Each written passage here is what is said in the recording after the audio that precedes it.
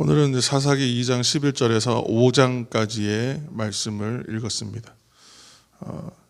이스라엘의 그 영적인 상태와 범죄함이 계속해서 이제 악순환되는 패턴이 있다는 것을 이제 우리가 어저께 2장 10절까지의 말씀과 오늘의 말씀 앞부분을 읽으면서 발견하게 됩니다.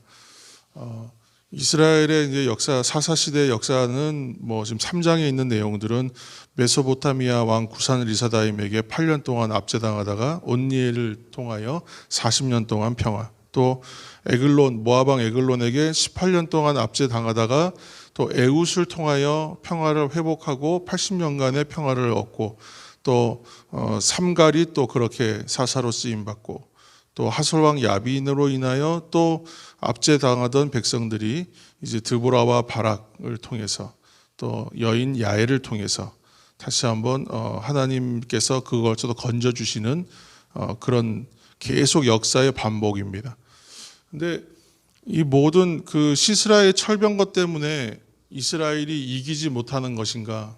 이제 그렇게 보이죠. 이제 세상은 그렇게 우리에게 말하기 때문에. 그러나 철병거 때문에 이기지 못하는 것이 아니죠. 결국은 불순종의 원인이라고 오늘 성경은 이야기하고 있습니다. 결국은 모든 문제 해결의 방법은 어디에 있느냐? 하나님에 대한 신뢰를 회복하는 것이다. 그리고 믿음의 확신을 달라고 기도하는 것에서부터 우리는 출발할 수 있다라고 얘기하는 것입니다.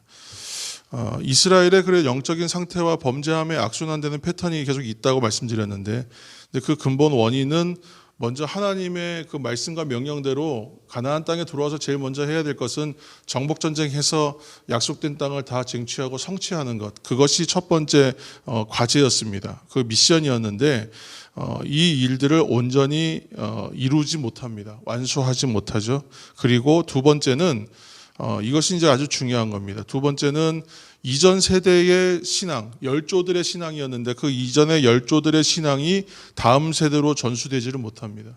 그러니까 여호수아 이후에 이제 그를 알지 못하고 그 이전의 조상들의 믿음의 생활들이나 또는 하나님이 행하신 일들에 대해서 알지 못하는 다음 세대가 일어섰을 때에 생기는 문제가 아주 지금 좀 심각하게 드러나고 있는 것이죠. 이런 백성들의 이 모습들이 이제 영적 타락과 범죄함으로 이어지고, 또 이것이 이제 이방 민족을 통한 하나님께서 징계를 내리시는 이 패턴이 반복되고, 그리고 이제 이스라엘 백성들이 고통을 받으니까 하나님 살려달라고 이제 호소하고 회개하고, 그러면 하나님께서 마음을 돌이키셔서 이제 사사들을 세워서 구원하시고, 그리고 나서 조금 평안해지고 좋은 시절 보내다가 또다시 범죄로 회개하고, 이 악순환이 반복되는 이 패턴이 사사기에 나오는 계속된 이야기입니다. 제가 청년이나 그 이전 시대에도 성경을 읽을 때 사사기만 읽으면 항상 답답했거든요. 왜냐하면 어떻게 이렇게 똑같은 패턴을 계속 꾸준히 반복할 수가 있나, 역사가 어떻게 반복될 수가 있나 싶을 만큼 그렇게 좀 사사기를 읽으면 항상 답답했는데, 좀 사사기를 읽으면 그 모습이 아주 명확하게 들어갑니다. 근데 이 원인은 뭐냐면 두 가지였다고 했죠. 하나는 이방 민족을 축출해내지 못했다는 거, 두 번째는 신앙의 교육과 전수가 이루어지지 못했다는 거. 그렇게 돼서 나오는 결과는 결국은 말씀대로 순종하는 세대로 사람들이 서지 못한다는 거예요. 그리고 하나님의 말씀대로 순종하는 믿음의 세대로 그러면 살 수가 없게 돼요. 그러니까 어떻게 살아야 되는지를 모르고 감각이 없다 보니 그렇게 살 수가 없다는 거예요. 이게 가장 큰 심각한 문제인 것이죠. 근데 이러한 이야기들이 계속 이제 반복되고 있는데, 이처럼 이제 이 이야기들을 보면서 우리 성도의 삶은 어때야 되겠습니까? 결국은 내가 먼저 성숙한 신앙의 세대로 나갈 수밖에 없어요. 그건 당연히 해야 되는 거예요.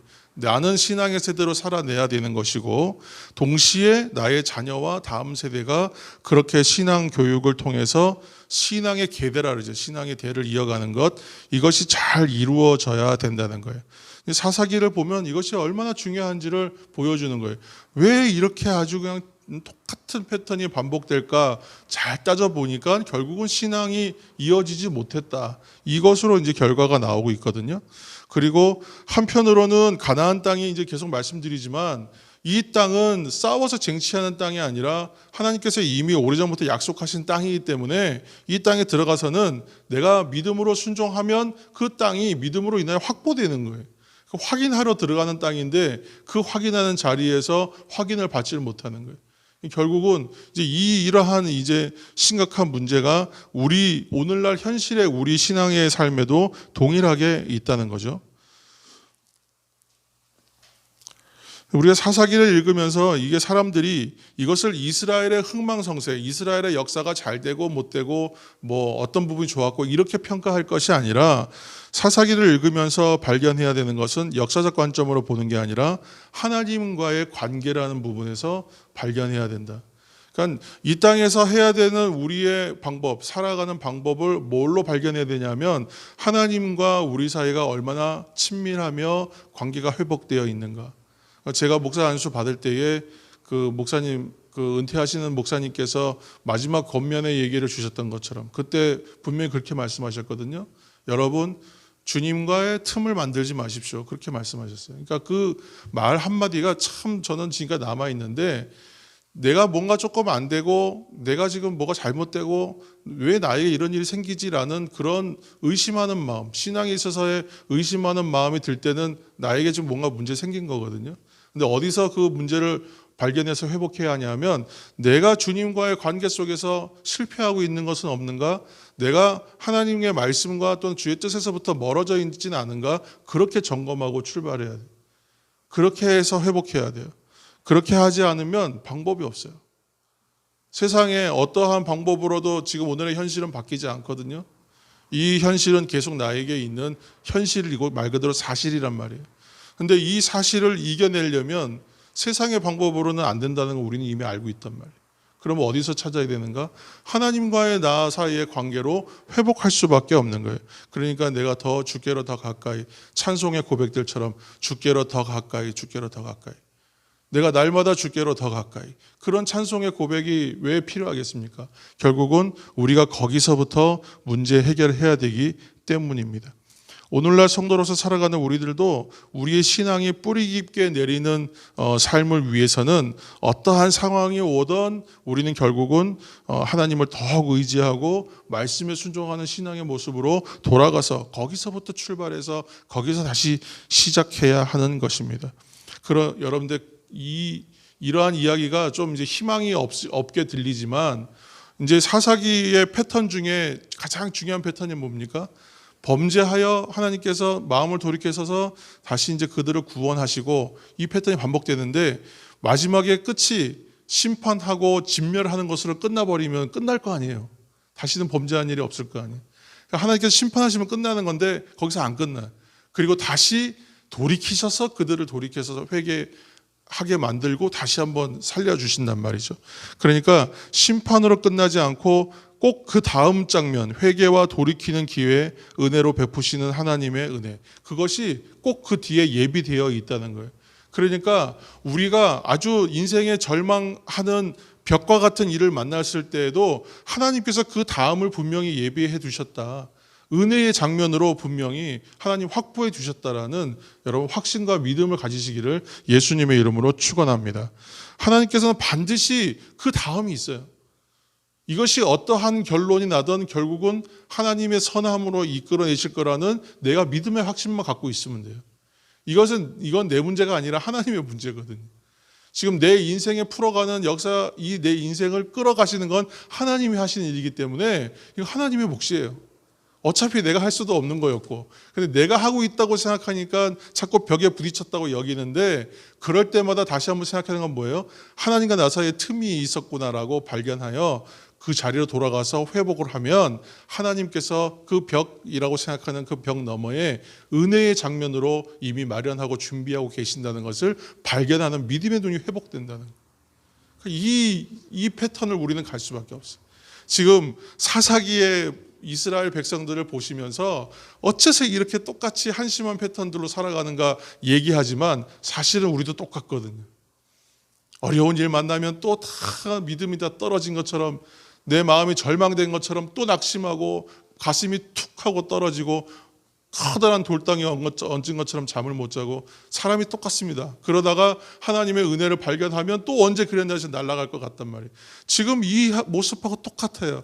사사기에 나오는 이스라엘 백성의 모습은 성도들의 지금의 삶과 그대로 된 반영된 모습이다. 이렇게 생각하시면 됩니다.